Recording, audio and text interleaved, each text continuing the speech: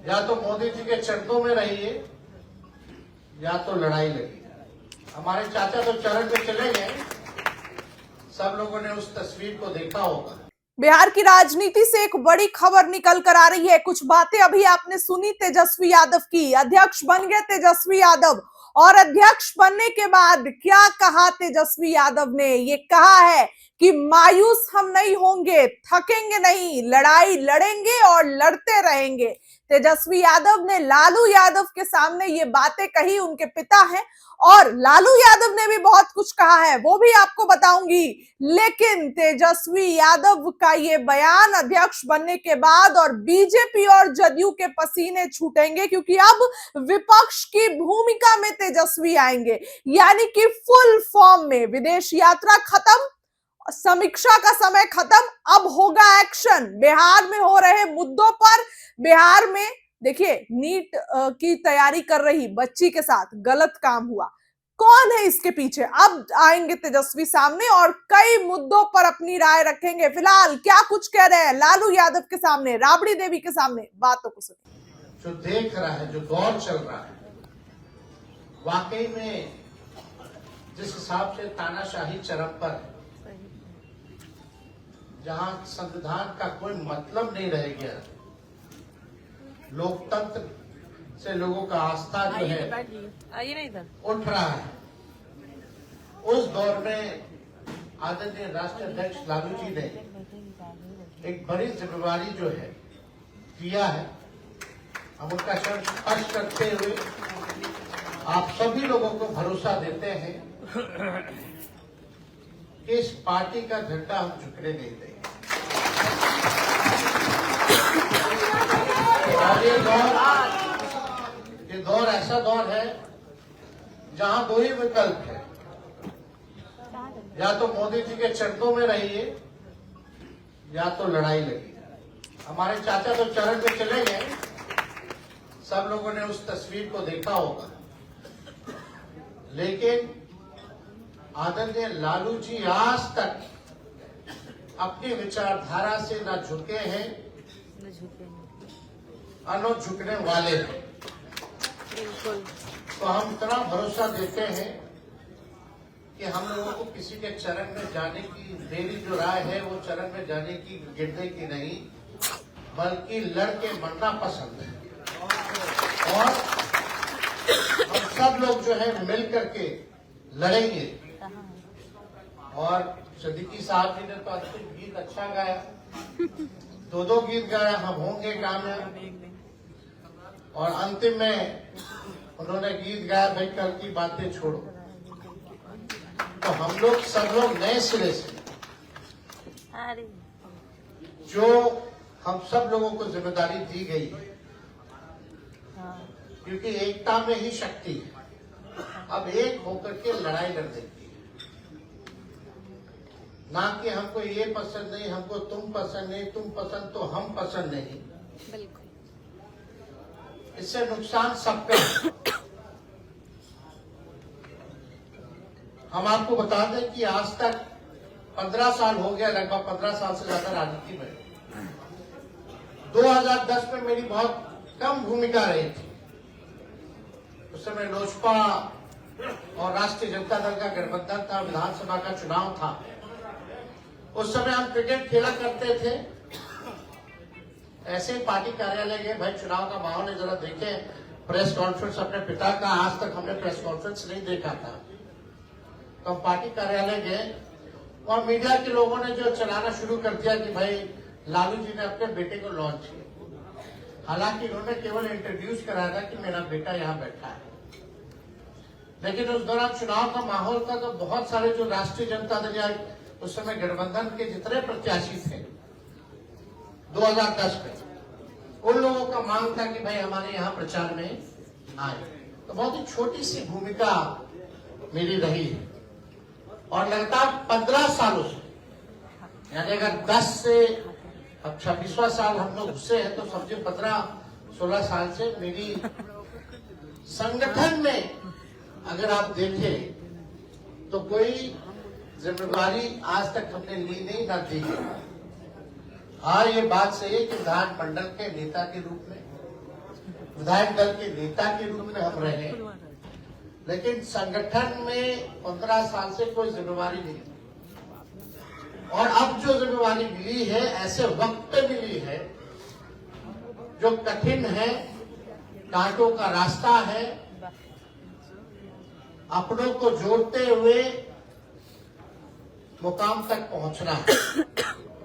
और इस दौर में जहां विचारधारा की राजनीति खत्म हो रही है, एक और बड़ी जिम्मेदारी सामाजिक न्याय और धर्मनिरपेक्षता की आती है, जो हम लोगों की विचारधारा है उसको जिंदा रखने की। आजकल लोग सत्ता में आना जाना, तोड़ना फूटना, यही दौर देख रहे हैं लोग, लेकिन विचार की राजनीति करने वाली ऐसी कितनी पार्टियां हैं, कितने ऐसे लोग हैं अब बचे हुए। तो विचार की राजनीति को जिंदा रखना भी हम लोगों की बड़ी जिम्मेवारी है।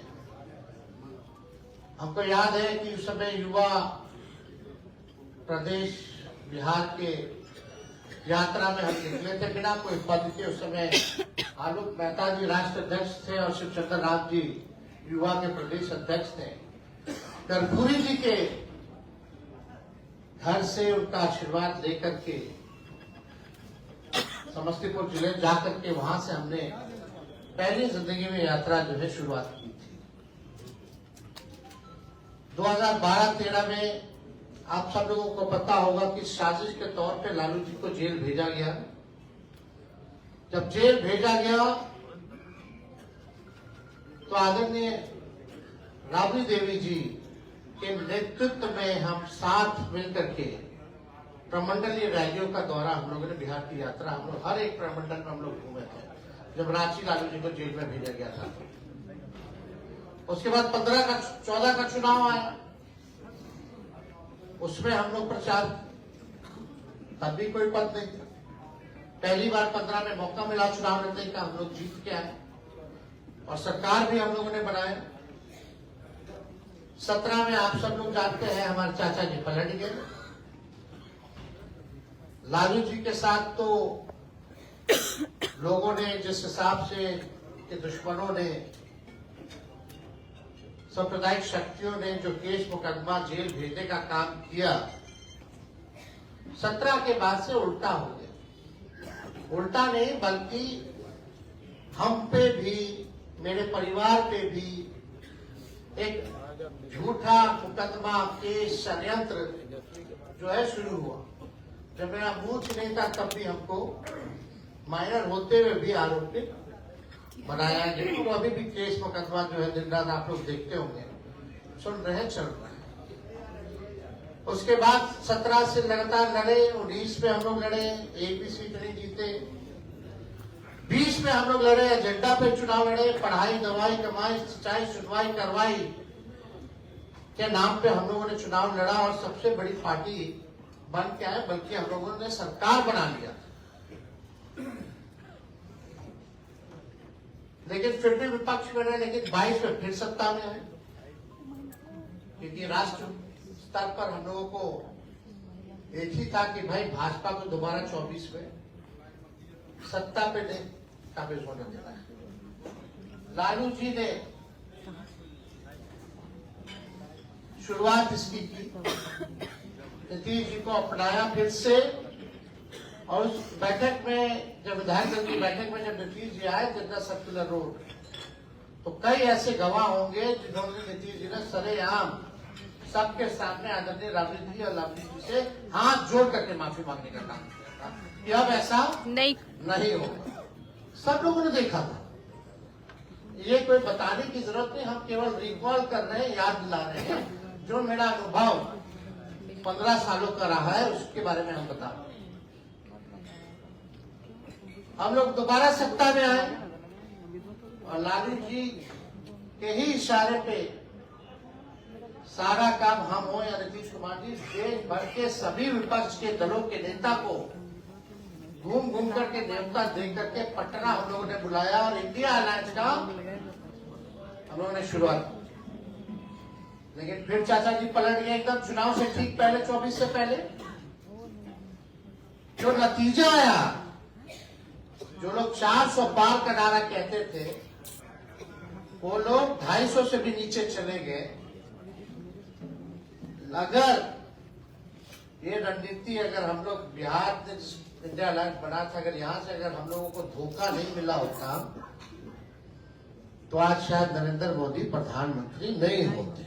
सही बात। तो 25 का चुनाव आया, 25 के चुनाव में ठीक उससे पहले SIR आ गया।